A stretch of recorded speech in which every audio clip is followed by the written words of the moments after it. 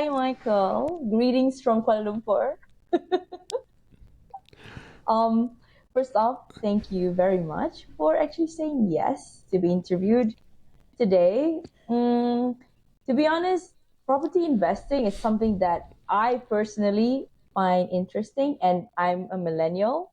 So I have a house, but I wanted to explore into. I mean, it's always been in hindsight that property investing is something that will never depreciate. I Mhm. hope, yeah. So, I mean, having you on board today, I hope can, shed some light on that. And especially for, I think it doesn't really matter what age group. I think they should know. I hope they can take away something from this. So, I really appreciate it. Good. Okay, so shall we start? Yeah, just give me an idea of your audience. Who are Right. your audience? Age, Okay. what they're looking for, why they're listening to you? Right. So my demographic, I think, is on uh 18 to 34, 35. But then I also have people listening above that because I talk about self-worth. So when I invite guests that talks about spirituality, then I have some traction there. So and for today, I guess it's because I'm from an accounting background, so it's a personal it's personal to me too. Great. So you can touch a bit of everything. I Okay. And what I country do your listeners are is your audience from? What countries? Whoa, mainly Malaysia and US, and I Okay. have very few in Europe. Got it. Okay. All right. Okay. Good morning to you, Michael. Good morning. Good morning. Thank you for saying yes to be interviewed today. So, before we start off, I usually will read a bit of your introduction to my audience today. So, yeah, before we get right into it. So, hi guys. Today we have Michael. I don't know if I'm pronouncing this correctly. Sarracini. Try it. Well done, Nicolette. That's perfect. Okay. He's an award-winning entrepreneur and real estate investor. Starting over 20 years ago as a university student with nothing but debt and the drive to succeed, he turned a small government loan into a multi-million-dollar real estate empire that allowed him to retire at 25. No way! Yeah. I'm behind by 8 years, okay? But never mind, let's see what he has. With his new freedom, he then explored other industries, including television, e-commerce, real estate, development, and private education. Today, he is the CEO of Keyspire and chairman of the Sarracini Group. He focuses on adding value to people through personal development and education, as well as adding value to land through strategic partnership and development. Wow. Okay. So Michael's ultimate goal is to help his partners and his students maximize both their profits and their purpose so they can live enriched and fulfilling lives. Impressive. Thank Fascinating. you.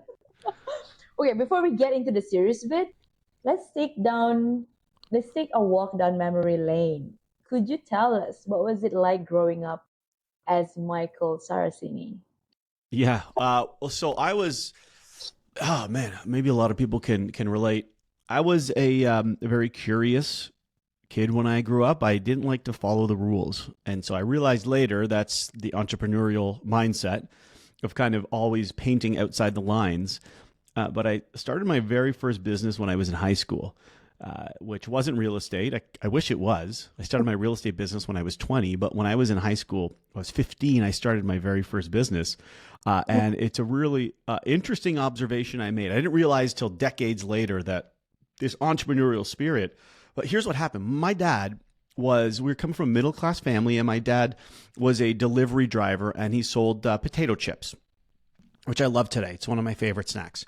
And so he would come home and he would bring boxes of the expired chips because you can't sell them. They take them off the shelves at the stores. And so he'd have boxes of expired chips. Right. and they're only expired like a day or two. And these dates are like best before dates. They're not like Yeah. bad chips. They're just the best before. So the quality is not, they got to take them off at some point, but they still are good for months. So I would be eating these chips with my friends. And then one day I was at school I brought a whole bunch of chips for my friends to give away. And more people wanted them than I had chips. And so somebody said, I'll give you a buck for that bag. I said, okay, it's yours for a buck. Another guy's like, even though they know it's best before, it's not like they're fine with it. they're fine with it because they've been eating them for, people are eating them, and social proof, and they're $1.50 at the vending machine. This was, 25, 30, I don't know how many years ago when I was 15, but they're $1.50 in the machine. So like, I'll pay this guy a buck. They taste almost exactly the same. So, okay, a buck. This guy wants a buck. Okay, perfect. And then another guy came up to me and says, well, do you have any more? I said, I'm done. He said, can you bring more tomorrow? I said, I could bring some more. And then the light bulb went off. I'm like, oh my goodness, if I just had more chips, more people would pay me and I could just be selling chips because I have a better price than the vending machine. So I would bring a box of chips to my locker and I would sell them all out. 20 bags, $20. $20 in 1995 Easy. for zero product cost for a 15-year-old. I was making more than my friends that were going to jobs, $20 a day. And it took one break. Like, it was an amazing business in that respect. And I'll tell you why it wasn't in a moment here. And then, so this is what I was like as a kid. I was finding nuances, finding ways where I could kind of go between the lines of what is normal in society in order to create value for people and benefit for me in the sense of financial benefit. It's a win-win. I realized it's a win-win. And, now I've lived a little more life. I realize the benefit to me has to be fulfillment benefit more than financial benefit. So I know I want to talk about that a little bit today, but to continue the story, I'm selling chips, and then I'm noticing that people would buy my chips and then they would go to the vending machine to buy a soda, like a Coke, like a pop. And I said, You had a combo. the second light bulb, I said, why don't I sell them chips and a Coke as a pop, as a combo, as a cross marketing? So I went to the store and I bought a 24 case of cans for, gosh, it must have been like $3 or $4 to buy a 24 case. So then I bring in my locker, and in my locker I had a 24 case of cans. I had couple different options. And then I had my chips, a couple different options. And when people would come to me, the first day I remember they came to me, they bought it for $1, the chips. And I said, would you like a soda for $1? And those were $1.50 at the vending machine. I said, okay. I said, they're warm. Is that okay with you? Because they were warm. And they're like, okay, well, I'd rather save 50 cents because that was a lot. 33% discount for it just being a little bit warm. I later figured on how to bring a cooler and ice and make them colder. But or put some ice cubes. Yeah. So now I'm $2 a customer. And boom, boom, and selling out because 1,000 people in the high school, I've got 20 or 30 items and I'm selling out every lunch. People are coming to me. And then what I did, Nicolette, was really interesting. I said, I have no more room in my locker. So I actually went to a friend's locker and I realized today I was renting it out. I said, I'm going to pay you to use your locker. You can share my locker and we'll put all our books in one locker. Together, and then I'm going to pay you to use your locker for my warehousing, my storage. So he said, okay, sure. Why not? I pay him like $1 a week, like not much. And now I think about it, I didn't even have to pay him. It was just kind of fun to share a locker. So now I had a business with 2 product lines. I had a recurring customer base and I had a warehouse for my material. That was what I was like as a kid at 15. And I made, hundreds of dollars doing that, but it came to an end because I didn't know one thing about business at the time, Nicolette, or I didn't have this value at the time. I didn't know that you got to do things legally, you got to do things properly, and sometimes things just aren't allowed. So eventually the vice principal came to be like, are you selling pop and chips out of your locker? The vice principal asked me. It's better than selling weed or drugs. Yeah, like I'm not selling drugs. Come on, this is great stuff. Yeah. And I said, I was so proud. I said, yeah, I am. It's amazing. I opened my locker. I'm like, look at the warehouse. I got this warehouse. I got customers. And like, you can't do that. You can't just sell things out. You can't do that. So I got shut down and I no longer ran that business anymore. But I know that it lasted for a few months. So I made some money. And I knew my next step. Now looking back, I know my next step would have been to build a team. So it kind of follows the progression of business. Is you figure out how you're going to add value, you figure out how you're going to get customers and keep them happy, you figure out how you're going to store or package your value, and then you have a team to help you grow that value. So I know my next step. The guy that I shared a locker with, I would have offered to him and said, look, you want to get, I'll give you 25 cents for every buck you bring in, and I want you to go out and sell more. So I know, I just know that would have been my next aha moment, but got shut down before that. So that was me as a kid. That's kind of there's lots of stories like that. That made you who you are today. Like, wow. Like, I always, like, okay, as a kid, my mom, okay, contrary to you, it's not that different, but my mom, before we had, candies, we would repack it and sell it to my friends as well. So it's like, I've Nice. always had that entrepreneurial drive, but then I think it faded because the society, what they say, okay, you got to study and you got to be somebody and you got to climb the corporate ladder, things like that. So it's like, and now I'm only realizing that, like, coming back to what you said, fulfillment. Like, I've done that for the last 10 years, okay, and then now what, right? So Yeah. yeah, I Yeah. mean, And yeah, you're absolutely right. It's society, and maybe not even society. It's just the status quo that is comfortable for the human brain and the human psychology. It's not comfortable to change. It's not oh, comfortable to be different. It's not comfortable to try something new that other people have either to stand decided not to out. try or tried and Yeah. failed. It's Yes. not easy. And it's the Yes. 1% that decide to do that, to color outside the lines, that end up being successful eventually. I say eventually because it takes more failures to be successful than it does successes. Exactly. It You takes got to be grit okay as with well. that. And yeah, you got to be okay to be mocked. And I think, like, also today, people care so much about what people think of us, because to be honest, everybody is just thinking about their own crap. If, I mean, we have people who they see, okay, oh, why is he or she doing that? Like, but it's actually their insecurities just projecting, like, can I do I even have the Hmm. guts to do it? Like, Yeah. yeah.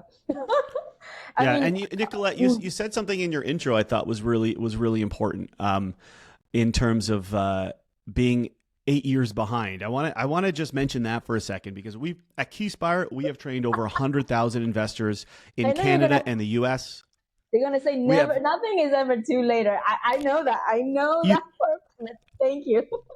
Yeah, I have to just change your mind. Remind you. You already have the mindset. But let's just remind everyone listening that there's no such thing as too late. You're not 8 years too late. You're 5 years early. That's the way I would look at it. Look at Nice. yourself 5 years in the future. Who are you 5 years in the future? Put yourself in that person and now say, what would I have done 5 years ago? And you now not become 8 years late, you become 5 years early. You just gained 5 years of your life. And the decisions you make today will change that person that doesn't exist yet. You're deciding who that person is with your actions today. So anybody listening who thinks they're late or they missed the boat, sure, I hit what I call retirement at 25, which I don't no longer use that word, and I'll tell you in a second why that's a bad word. Sure, I did it at 25, and most people don't, but that doesn't mean if you're 26 or 36 or 46 that you're behind. It just means you're ahead of your future self. You're always ahead of your future self, and that is the way to look at it. Wow. Thank you. And that's inspiring. That makes you happy, not upset. That makes you hopeful, not regretful or remorseful. It's hopeful to know that the past is the past and the future still has to be written by you. I'm gonna take a moment.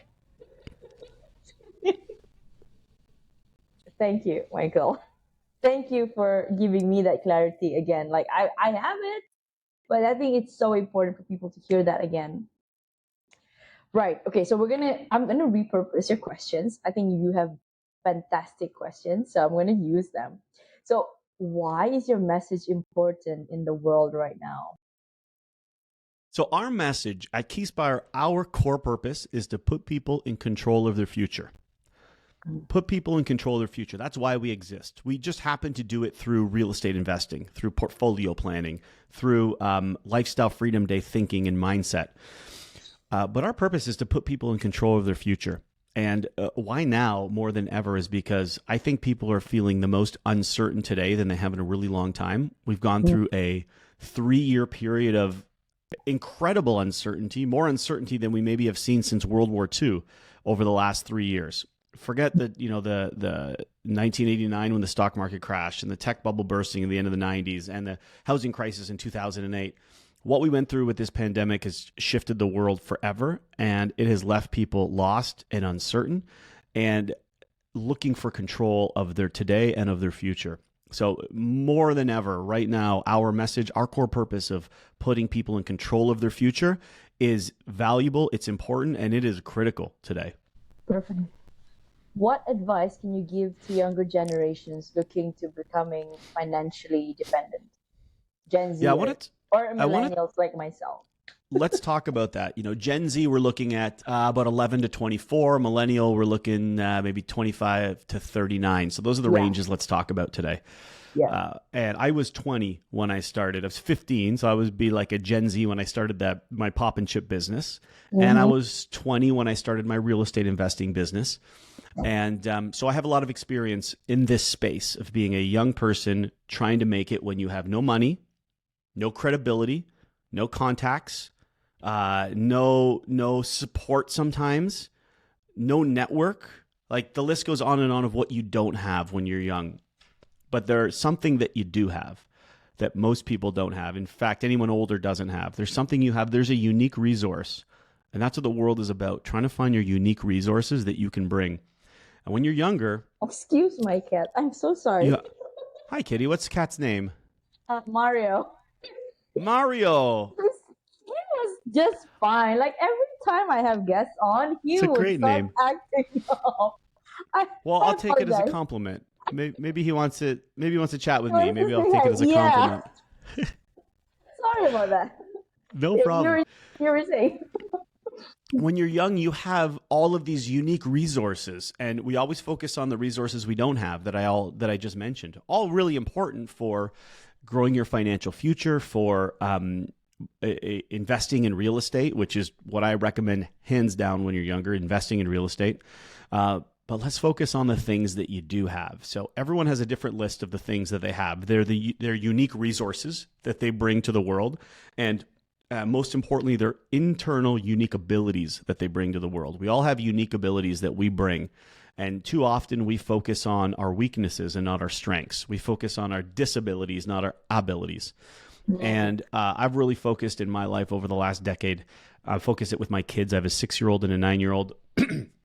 And we focus on unique abilities. When my kids come home from school with their report card, it could be like there's an A or a B, and then there's a C and a D and a D. Like there's all a range. Most parents or a lot of parents will say, "Hey, you got a D in this subject or a D in this subject. You got to work on that. We're going to do extra homework with that." I'm the opposite. I said, "Okay, you got an A and 3 Ds. Those subjects that are Ds, never think about them again. Don't ever do them. Don't spend a minute. Just get by. Just don't fail. But don't spend a minute building that ability in your life, because those aren't the skills, the capabilities that are going to make you successful and make you happy and fulfilled. Let's focus on what is this A. What is this A? Is it science? Spend every minute that you can over and above just getting by with those other stuff in science or math or whatever it is, a different language. Because that's your unique ability that's bubbled up. And it's amazing with kids because this is something we're born with. And when my 6-year-old comes home and he has he is clearly ahead of the pack in one capability over the others, the world hasn't stopped him yet. The world hasn't polluted him yet in terms of what he should be learning. This is his unique ability coming out. So this is my moment as a parent to say, let's focus on this. And just let the rest of it just melt away, because you can't be good at everything. In fact, So We're true. bad at most things. I'm bad at 99% of the things that I could possibly be doing out there. We all are. We're just, some of us won't admit it, but I'm bad at most things. I'm not good, but there's a few things that I am completely excellent at and I love doing. That's unique ability. The things that you love doing, you're passionate about, and you're very good at. So focus on that and either partner with people or hire people to do the rest of it. So The things how that can are E's and the things that are not A's, right? Like yeah, the if you things that take are it not as A's. technology. Mm. One of the things that we do with our members. So unique ability is not something I made up. It was invented by my coach Dan Sullivan from the Strategic Coach, which is my mastermind and coaching organization that one of them that I'm part of. But what I do with my members at Keyspire is something similar. We talk about your ability scorecard. And so I say, take all of the things that you're doing and rate yourself an A, B, C, or a D, just like you would be rated at school. And be hard on yourself. Say, you know what? Don't give yourself an A on everything. What really deserves an A? And pick one or two A's, and the rest give yourself a B, C, or a D. Now, those A's is what you should be spending 90% of your week on. And the B's, C's, and D's, maybe do some of the B's, but the C's and the D's, get rid of those immediately. Find a partner to do the C's and the D's. Hire somebody to do the C's and the D's. Automate the C's and the D's. Delete the C's and the D's. Don't do those. Whatever you got to do to not have those things encounter your life, you will be more successful, make money, and most importantly, be more fulfilled than you ever have been if you just do the A's. Just do the A's. And so now let's relate that to our Gen Zs and millennials.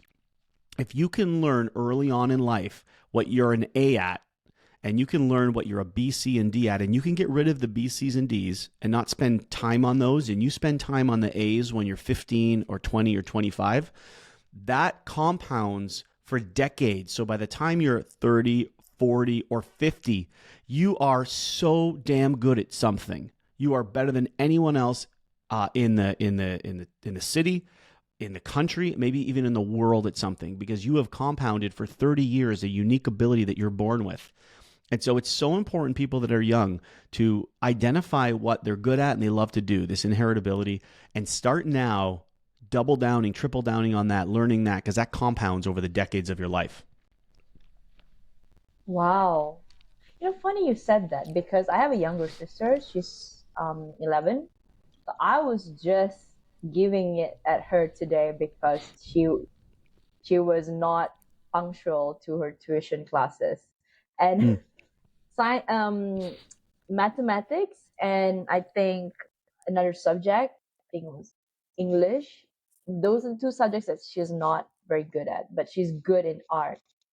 Yeah. So and I had a conversation with my dad. I told him, like, I feel bad for saying that to her, but because it's different. Like during my time, my dad has been always hard, like, you gotta straight A. So I was a straight A Yeah. student. So I got sucked into that overachieving until I learned it the hard way that you can't be good in everything, and you just need to find something that will fulfill you.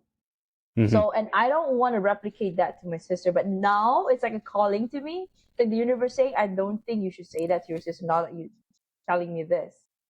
So I'm gonna go back later Yeah. and then Yeah. and really Yeah, and then let's layer this on, Nicolette, because you said the most important part is it has to fulfill you. If you rate yourself an A, if you grade yourself an A on something, you not only have to be excellent at it, but you have to love doing it. If you're excellent at something, but you don't love doing it, you're a B. You're not an A. You're a B.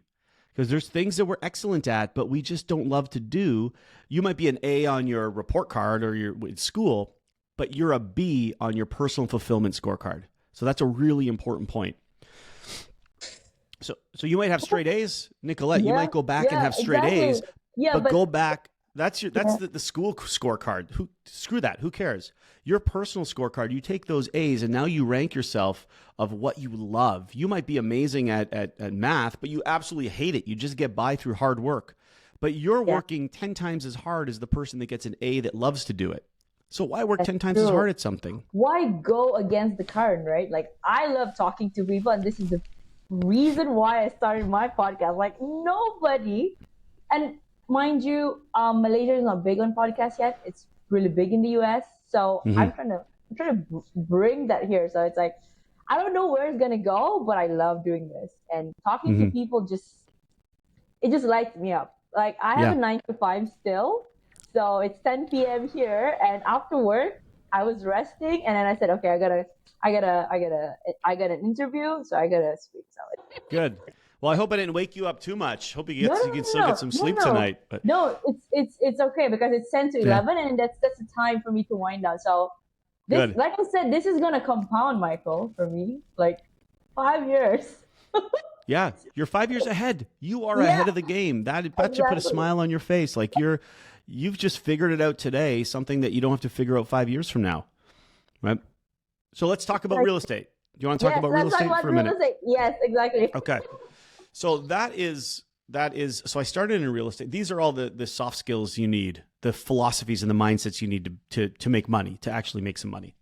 So if I'm talking to, okay, Gen Z, let's talk about Gen Z for a second, 11 to 24.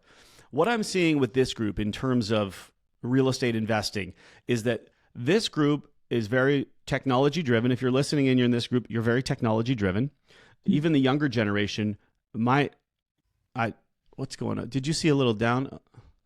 Apple has No, done this thing where you can do thumbs up and it shows up on your screen. Do you see no way. that? Oh, Do you what see is this? that? Isn't this Yeah. wild? I mean, And I just touched my face and it did a thumbs down, so I didn't mean to do that. Let's see if it does anything let's else. see. Look at that. No, Okay, I don't see though. I'm gonna keep my hands. I'm Italian like your cat, so I move my hands around. I'm like Mario. I'm Italian, so my hands move. So this is a very technology driven group of people. And Mm-hmm. even my son is 9 years old, and over the holiday break last week, he set up all the computers in our house in a local area network. So me and the 6-year-old, my other son, and him can play Minecraft together. I'm like, oh my goodness, I would have never been able to do that at 9. Right? So talk about He unique hooked it up ability. all by himself. Not even All by YouTube. himself, right? Whoa. All by himself, and he did the research when he needed to, and just figured out how to make this work with all the connections in the software. And so my point there is, talk about unique ability. I'm double downing on his technology unique ability. I'm not saying you You're got to not read better or you got to write better. exactly, Who and then cares? you're not gonna be like, oh, I need to be better. I need to be at least at the same par as him. Like, why? Like, Yeah. So I partner up hire with him your now. son. I hire him Exactly. to do technology in my business, the Sarracini group. And we hire him to do things around the house. So when the printer's broken, I say, Griffin, I have to hire somebody to fix his printer. I'm not going to Would fix you it myself. It's instead? not my unique ability. I'll give you $25 if you get the printer connected to our Wi-Fi and you make sure mine and mommy's computer both can print now. So I'll hire him to do tech jobs around the house. Whereas the other one, I hire him to do lawn work because his unique ability is being outside. If I hired one to do lawn work and one to do outside, inside, they would fail fulfillment wise. They wouldn't be happy with what they're doing. I'd have to force them. Yeah. So getting back into Gen Z, there's so many places we can go, Nicolette. This is Yeah, a I know. great topic. The world is a beautiful place. It This is. is a group of people that loves technology, or I would say is much better at technology than any other generation ahead of them. Maybe not behind them. Watch out, Gen Zs, because the group behind you is coming through, and they're Alpha. born. Yep, They're even yep, more yep. technology driven, Yeah. which is the world. So they are fine. I'm finding that this group, they for the first time since maybe the 40s or 50s, home ownership is no longer important to them. They don't want to own a home. They like the flexibility of renting. They can work from different places in the world if they're entrepreneurial. There's technology that connects them to different places in the world. So they're okay with not owning a home and just renting and moving around. So Yeah. that's okay with this group. I'm okay with it. My only rule for you is make sure you still own real estate. Make sure you still own real estate. You don't have to own your own home to be a real estate investor. So you can rent your place where you live. You can have the flexibility of renting and moving and moving and moving, but make sure you buy real estate and you own it, because that, just like your unique ability skills over 10, 20, 30 years, that will compound and make you a multimillionaire when you're older because you owned real estate today.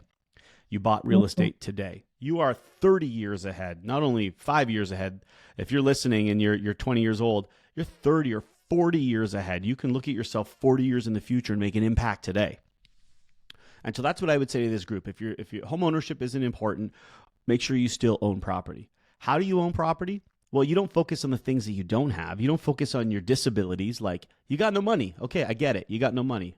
I hear you. I had no money either at that point. You got no credibility. Neither did I. So don't focus on that. Find somebody else that has money. Find somebody else and be super clear on what you bring to the table, which is almost always the same resource that you will bring, which is time. You have time. You may not, probably don't have kids. 15 you might, but if you don't have any kids, and you don't have any, maybe you don't have a job, or you haven't gone to the workforce yet, or you're at school and you got extra time, whatever the reason, I promise you have more time now than you will when you're 30 or 40 or 50. That's where you don't have any time. So you have time today. Plus you have time horizon. You have decades in order to make up for any failures or mistakes that you make today. So take some risks, make something happen. You have a long time horizon to recover.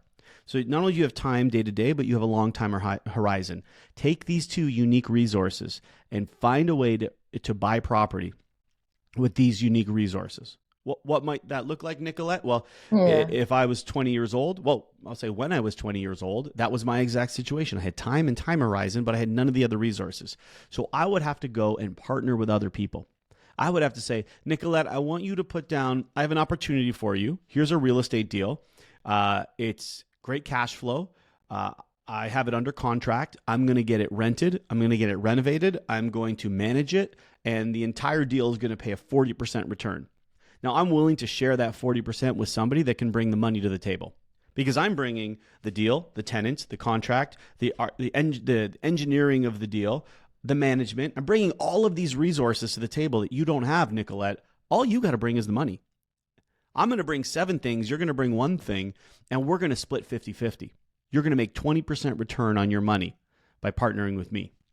Now, that becomes a pretty compelling offer when you put that together like that. I'll bring 7 things, you bring 1, and we'll split 50-50. Not 7-1. We'll split 1-1, and you don't have to do any of the work. So that is what I did for my first 5 years, and that's how I got to being at my retirement, or what we call Lifestyle Freedom Day. After 5 years of doing this, I worked really hard. I worked evenings, I worked weekends, and I used other people's money because I was willing to do all of that work. That allowed me to build a portfolio of cash flowing income properties that provided enough money every single month to cover all of my expenses and more.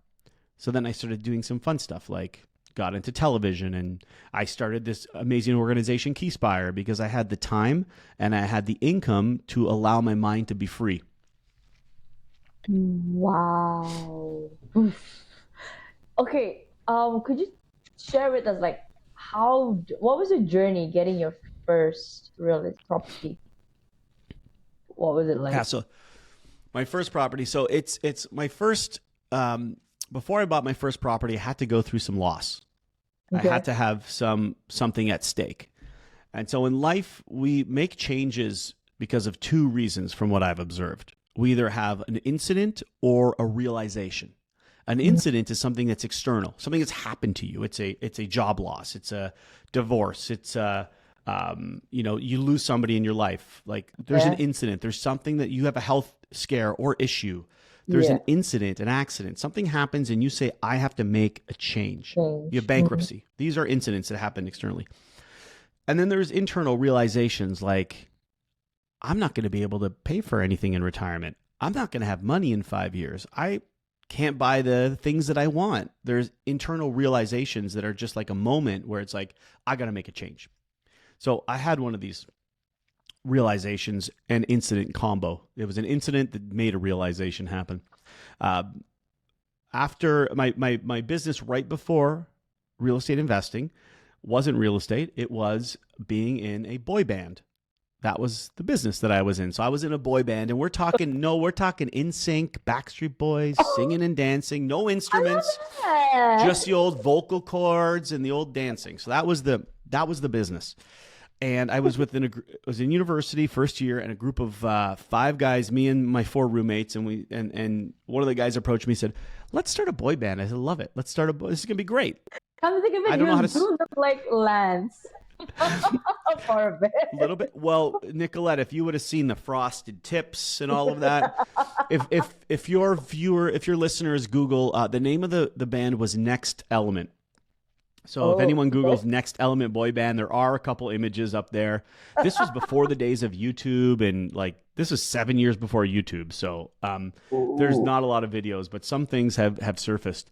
So we started this boy band. We had no idea what we were doing, so we worked really hard at it. We learned how to sing. We learned how to dance, practicing in the dance studio after hours at the university that we were attending.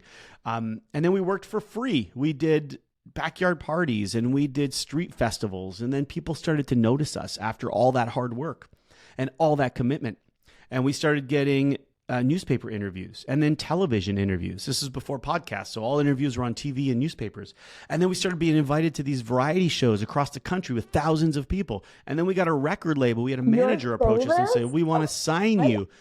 We went down to Nashville, Tennessee to choose a studio. One of the studios, we looked at 3 studios. We chose a studio. It was one that Britney Spears recorded her album in.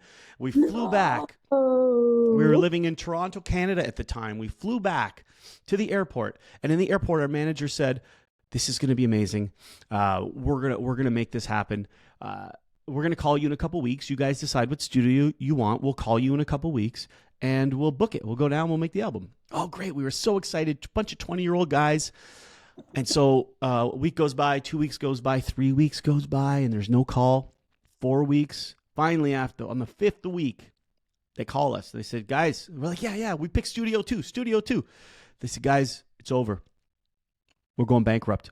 We have to drop all of our talent, and there's no album. There's nothing more. We were devastated. We said, oh my God, all that hard work. And it wasn't years of hard work. It was maybe a year of hard work, but all of that excitement, all of that hope, all of that bigger future that we were envisioning, that we had talked about for months, was all erased in one phone call. In 5 minutes, our entire lives, the trajectory of our lives changed in our mind. So that was the biggest loss that I've ever had of 20 years old. And it was a huge incident. And that was the moment that led me to my realization that I still carry forward today, 24 years later. The realization that underpins everything I do, that completely underpins Keyspire, that underpins my investing in the Sarracini group, that underpins how I teach my children and how I mentor people, is nobody's going to be in control of my future but me from now on. I'm going to be in control of my future. Not the record company, not the government, not an employer, not politics, not the weather or the economy. None of that's going to be in control of my future. The next, or the vice principal at the school. Yeah, the school, yeah. I am going to be in control of my future. The next business that I start, because I had no shortage of business ideas, next business I start, I will be in control. That is the only requirement right now. That is the baseline guiding principle, and everything builds on me being in control of my future. And that was my realization. And here today, still 24 years later, Keyspire's core purpose is to put people in control of their future. Because of that trauma that I had 24 years ago, because of that underpins every decision we make. And so that is what led me into real estate. That is the story that gave me the instant realization combo that said, I am going to get into real estate. That's how I found real estate. Why real estate though? What was the key? What attracted you to real estate? So real estate is the only thing on the planet I found that can put me in control of my future while I can have fun. I can work within my unique ability. I can make an impact on people's lives, and it's profitable. It makes good money. So it was the only thing I found that checked all of the boxes.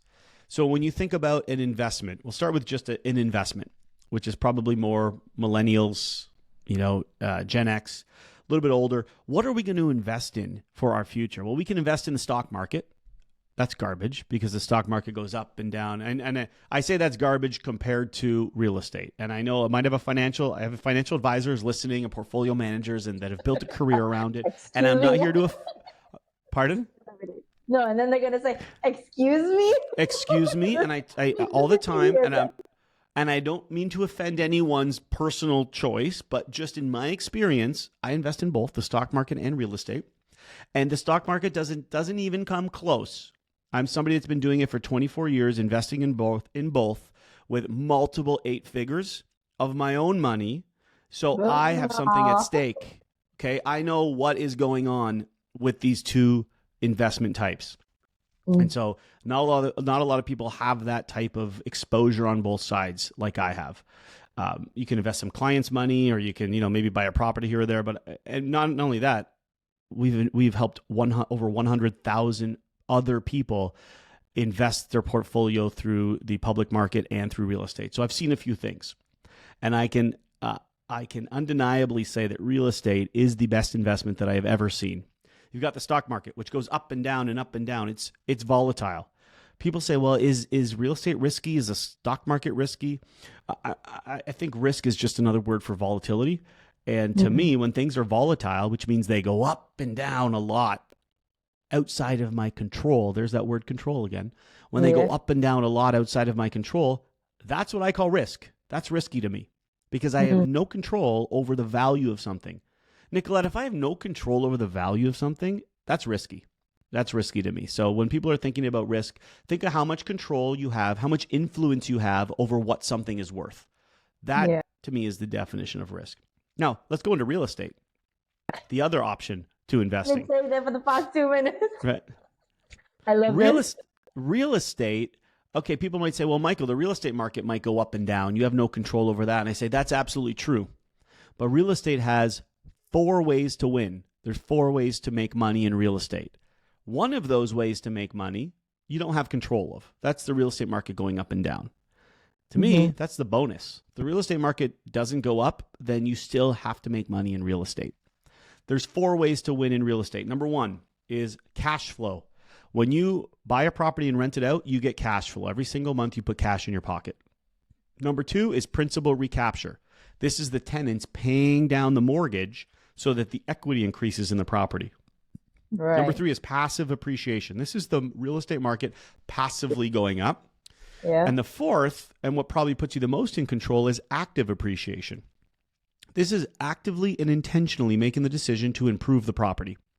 So the best example is you buy a property and you can renovate it to increase the value.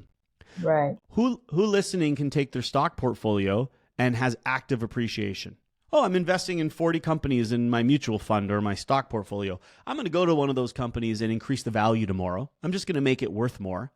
It doesn't work. It doesn't work like that. You can't just walk into a company and make it worth more, so now your investment's worth more. But you can walk into your property and you can renovate it. You can paint the walls. You can redo the flooring. You can redo the kitchen. And that makes property worth more. We all know this. We know that when we put value-added renovations in, the property is worth more. Now, there's definitely a system around that, and that's what we teach our members at Keyspire. You've got to do the right renovations. You've got to do it in the right way. Your budget has to be right. So there's a whole process around that. But when you do it right and you follow the system, you will increase value on that investment. And there's almost no other investment on the planet where you can do this. Fine art. Imagine buying fine art and trying to increase the value by painting over it. No. Imagine investing in a nice wine collection or buying a nice fancy watch. These are investments. You have no control over the value. You cannot actively increase the value. So anyone listening, Gen Z, millennial, if you're any age, you can invest in real estate and you have control because you can decide when and how you're going to increase the value. You decide what tenants you put in the property. You screen them. You decide what questions you're going to ask. You get to choose your tenants based on your judgment or based on the judgment of your property manager. So you get to choose that. In your stock portfolio, you don't get to choose the employees that come on board. You don't get to choose the customers. It's all out of your control. In real estate, everything is within your control, other than, of course, the market going up and down. But Nicolette, if the market goes up for me, that's a bonus. It's fun. Yeah. Great. I made some money on the market going up, but that's not why I invest. I invest to be in control over the income that my assets produce. Ooh, that was a big one. That was a good one. I invest in the income that my assets produce. Whew. Okay. So I have a question though, just thinking out loud. What about those people who started late? Like, who's only thinking about investing in property at 40 or 50? Like, do they still have a chance at this? I had a 90-year-old man come to one of my investor summits one time. He came in, he said, Michael, I joined your community. I said, okay, you're 90. And I'm talking about long-term investing, 5-year, 10-year, 20-year. And he's 90. So, at 90, you don't know what that runway is for you. Yeah. So he came up to me and he said, Michael, I joined your community not so much because I needed the money, but this is definitely going to make money for my family. 5 years, 10 years, 15 years, my family is going to be better off because I'm going to leave them a trail, a portfolio of income producing assets that puts them in control. So that is the practical or the tactical outcome, but that's not why I joined this community, Michael. I joined this community because for the first time in 50 years, I'm doing something I love to do, that I love to wake up every morning and do. I get to wake up and I get to decide what I'm going to do with my real estate investing business that day. I can take the day off. I can go look at properties. I can add value to my tenants. I can meet with my partners. And that's why I joined this community, because it fulfills me. I enjoy it. And so I'll use that story to answer your question. Is it too late at 40 or 50? Well, what do you want? Do you want to live a meaningful life that gives you something that puts you in control, that you enjoy doing, that you can add value to people and still make money? Well, then 90 is not too late. It's never too late. It's not too late until the day you die to check off the boxes of being fulfilled, enjoying doing something, being in control, adding value to you, adding value to the community. If that's important to you, then real estate is never too late. If leaving money, leaving a legacy of wealth to the family, the school, the community, the church, whatever is important to you, if leaving a legacy of wealth is important, then it's never too late. The day before you die is never too late in order to leave that legacy. So I'll answer the question to say it depends on what you want, but if those are important to you, then it's never too late to invest in real estate. Wow. Thank you. Okay. I was internalizing it because I do know some people that will resonate. Like, I mean, if they were to hear like first part of the podcast, they're like, oh, they're talking about Gen Zs and Gen X. Like, I don't have a go at this. Like, move on, go. Yeah. Okay. So and older, and if you're older, I mean, there's a lot of practical. Everything I'm talking about is still practical. If you have no money, you bring your unique ability to the table. If you have money, you don't do any work. You invest in somebody that doesn't have any money, and they do all the work, and you make returns better than the stock market, better than any other investments you're looking at, without doing any work. So at every age, the tactics are still there. The philosophy I just explained, but the tactics are there. And that's what we teach our members at Keyspire. No matter what stage you are in your life, and it's not age, Nicolette, it's stage in your life. Because you might be 22 and have 3 kids. You might be 42 and have no kids. Kids really drive it a lot, right? You might be 50 and unemployed. You might be 25 with a great job. Like, it's not age, it's stage of your life. It's the variables and the factors that shape your life and who you are. And that has nothing to do with age. That has everything to do with just who you are. And so we train our members different tactics, different strategies based on who they are and what they want. Okay, so where should people start looking out for homes? Suburbs, lesser known areas? Like, Depends on who you are and what you want. Okay, we're back to that. Okay, so right. Let's say we have a scenario. Maybe those scenario A, people should go to suburbs. Then scenario B, people should go to the other parts. Yeah, so I would say as a baseline, let's start with a generality, because when our coaches are working with members, it really is to discover who they are and what they're looking for. Some people want income. Some people don't want income. They're in a higher tax bracket. They just want that equity increase. They want their wealth to increase, and they don't actually want more income because they're paying taxes already. Some people have no cash flow and they want income, and they're not really worried about, 30 years in the future. They need money today. Yeah. So it all depends on what you want. But the general investment that covers all of these bases is the income property. And that could be anywhere. That could be in the middle of a city. That could be a farmhouse down a dirt road, an income property. The main qualification for an income property is that it provides income. And it can be anywhere. It can be any form. It could be a single family home. It could be a apartment style condo. It could be anything. It could be a cottage or a secondary home or a lake house. It just needs to provide income across those 4 ways to win I talked about: cash flow, passive appreciation, active appreciation, and principal recapture. It has to produce the 4 ways to win and a return on investment. So the best tactic we've seen is finding a property that you can add a second unit.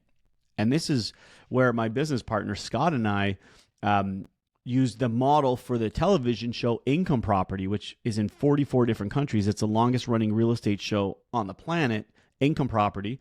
We took our business model that is basically you take a single family home and we would just put a second unit either in the basement or above the garage, wherever, whatever makes sense in that home.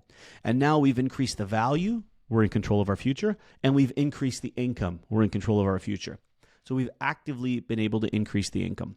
So anyone who is starting out or looking for a general, where do I start in real estate? Find a property where you can add a unit. Either that's a 1-unit property where you add a second, or a 2-unit property where you add a third, or a 1-unit property where you add 2 units. The more units you can add, the more income you're going to have. And if you have nowhere to live, here's the beautiful part. You live in 1 unit and rent out the other 2. You'll live for free half the time. You want to live for free? Get an income property. Buy a property, put in a basement apartment, live in the basement apartment, and rent the upstairs. Half the time you'll live for free, depending on how the numbers work out. So that's where, if I was younger, that's where I would start. Wow. Whew. Okay. Let me see. What are some insider real estate buying tips that most people don't know? Insider real estate buying tips. So number 1 is have a network, have a community of people. This is a people business, not a paper business. You're not going to be searching on the listings online like everybody else and finding all the great deals. You'll create great deals doing that because you'll identify a property. Once you're skilled and experienced or you take some training, you'll be able to see properties that you can create value where others can't. Like the example I just gave, single family home, you can turn into a 2-unit. But most deals happen through networking. Most deals happen through word of mouth. So if you want insider deals, you want legal insider information, you go to the stock market with insider information, you go to jail. You go to real estate with insider information, you go to the bank. Insider information, that's talking to other people in your network, being part of a community where you're sharing these properties and these resources. At Keyspire, we have a community called the Keyspire Inner Circle. It's an elite group of 35 or so hundred people, small group of people compared to our hundreds of thousands in our larger community. And this is a group of people that are every day sharing deals, doing deals with each other, investing in each other's properties, helping each other grow, joining each other's teams. And what I've seen in that community has been absolutely remarkable in the progress that people can make in such a short period of time just by being around people, by having a tribe. And so that would be how you get the insider deals. How you get started is being part of this community or a community. I think we have a community at Keyspire called Real Estate Millionaires, now that I think about it. It's a free community. It's on Facebook. It's open to the entire world, called Real Estate Millionaires. That might be a good place to start. Join Real Estate Millionaires on Facebook. That group is a community of about 25 or so thousand people, 20,000 people maybe around the world. So, I was going to ask you one thing. It's going to come to me. It was something very important, but that's okay. What is your upcoming event? So we have a couple ways for people to get educated. Oh yeah, I got it. Yes, let's hear it. Sorry, I got it. Which area do you cover? Like, which part of the U.S. do you cover? Are you like in specific part of the U.S. or just? So the way we work at Keyspire is the strategies we teach work everywhere on the planet, virtually everywhere in the world. So you could even just see the last 45 minutes of our conversation. What I'm talking about is not restricted by borders, not restricted by politics. It is human nature. Being successful is tapping into human nature. So I'll start with that, saying that most of what we talk about, and certainly what I coach people through, is available anywhere on the planet. But now let's get to the tactical piece. Like, what are the strategies, the mechanisms, the tactics, the step-by-steps? Where do we work with that? Well, we have an amazing coaching team. We do one-on-one coaching and we do group coaching with our members. Our coaches are in Canada and the US. So that is where we focus our coaching. Our bigger picture strategies will be international. But if you want a coach, you need to be investing in Canada or the US in order to really take advantage of our coaching. Our coaches still can help throughout anywhere in the world, but we really want to focus on those two countries. Where in those two countries? Anywhere. And maybe Malaysia next. Yeah. Who knows? Yeah. Do you have affiliation with any Asian countries yet so far? No, we don't. Okay.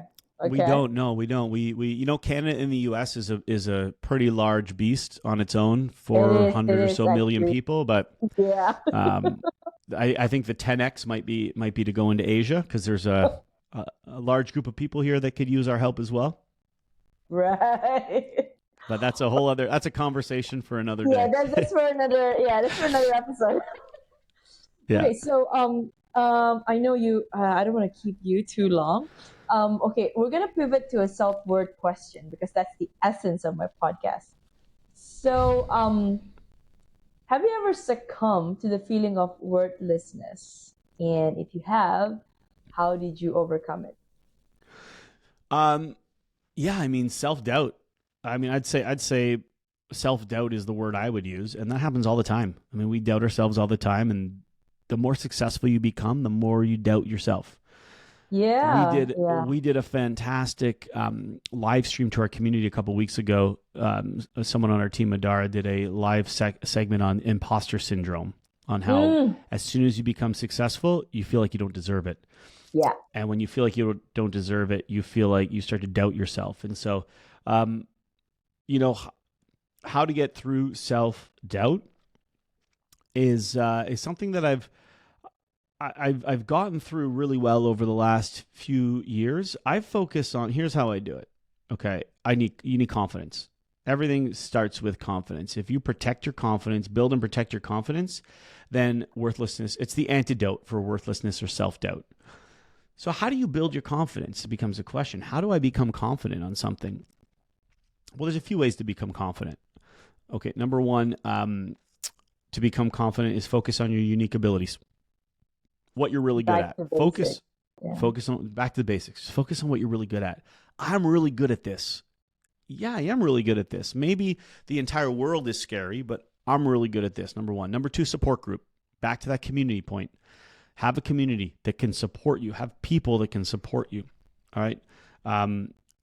So focus on your unique ability, the things that you love to do and you're excellent at. Have a support group, a community of people that you can draw confidence from. And then the third, and this one works well for me. Everyone might not have this particular one, but I read customer reviews to give me confidence. Like, I love interacting with our members. I love hearing their success stories. We have a tab on our website called Success Stories, right, on Keyspire.com. And you go and you just read everyone being successful, making millions of dollars in real estate, providing meals for children. For everyone that becomes a member, we provide 10 meals for children at Keyspire. So those are the things that make me feel valuable. Last year alone, we did 90-something thousand meals for children between us and our partner. So we have made some serious impacts on the planet. And that's the type of stuff that says, okay, I got to keep moving forward because it's not about me anymore. If I don't keep moving forward, then what about all those hungry children 5 years from now that aren't going to get fed? What about all the people that are going to join my team that never got a chance to join my team? They're going to live fulfilling lives. What about the people on my team today? What about all of our members? So I make it about them and not about me. And that really gives me some motivation to move forward. Because if it was about me, I don't know. I have enough money to do what I want and go live in any country I want. So it's not sustainable. Yeah. If you think about it, if you do things for yourself, it can only go so long until you hit that. It's boring. It gets boring after a while. Exactly. You don't be boring. Yeah. It's boring. I mean, it's fun for a bit. You get a boat. When I was 23, I bought this beautiful black Porsche convertible, and I had a beautiful Ducati motorcycle, and I had a house, a second home down near the Caribbean. Like I had it all, and then I sold it all when my first child was born. And I said, you know what? This is about more than me. That helped me realize, story for another day, but that helped me realize it's more about me. So I sold all the toys, and now I've got very little, and it's really not. I live the life I want, but it's not about having stuff. It's about just Exactly. focusing on those other things, and so that Fulfilled. gets you through. That builds confidence. Okay. Okay, one more question, Michael. I Okay, know you're a man of and then I'm gonna roll. Then I better yes. roll. Okay. If you could create a quote right now for you to leave to the audience listening and the world as your legacy, what would it be? One of the most important things I like to live my life on, and I tell our members all the time, is being consistently good drives more progress than being occasionally great. We focus on being consistently good. Showing up for 5 minutes a day is better than showing up for 4 hours once a month. Going to the gym 30 minutes 3 times a week is better than going to the gym for 10 hours once a month. 10 hours once a month is great, but it's not consistent. It's better to be consistently good. Show up every day for 10 minutes for the rest of your life, and you will drive more progress than doing something once a year. Perfect. That will wrap up our interview. Thank you so much, Michael, for your time. I have learned so much. And whatever that you said, it's not just going to my audience, it's going to me as well. So Oh, it's thank you. wonderful. I really appreciate your time. Wonderful. And Well, thank you, Nicolette. yeah, thank you so much. Do you have I know you have a website, but do you have an Instagram? Because normally when this airs, I will clip and then I will tag you. But if you Yeah, have the best place for people to get a hold of us is we don't really spend a lot of time on Instagram or Facebook. We really just focus on the basics, focus on our people, our members, our okay. training, our coaching. So there's 2 places where people really like to enter our organization. Number one, the first one is free. We do a 60-minute masterclass that my business partner, the co-founder, does on how to invest in real estate. And that's pretty simple, keyspire.com/masterclass. If you want just 60 minutes, you want the goods, and it's absolutely free, you can go there. We also do a 3-day boot camp. It's a couple $100, and it's a full money back guarantee. It's 3 full days. If you're a little bit more serious than just a 60-minute masterclass, go to the 3-day boot camp, keyspire.com/bootcamp.